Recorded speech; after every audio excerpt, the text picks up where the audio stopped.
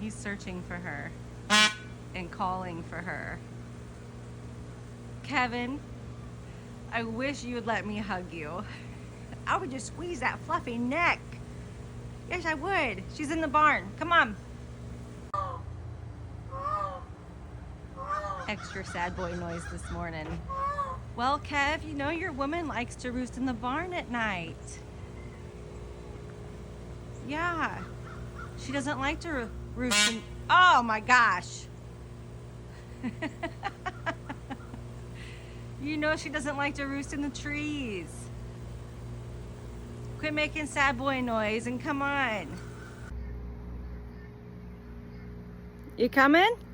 Come on. Come on. Oh, he's gonna come to you, Glenn. You guys gonna have breakfast again this morning.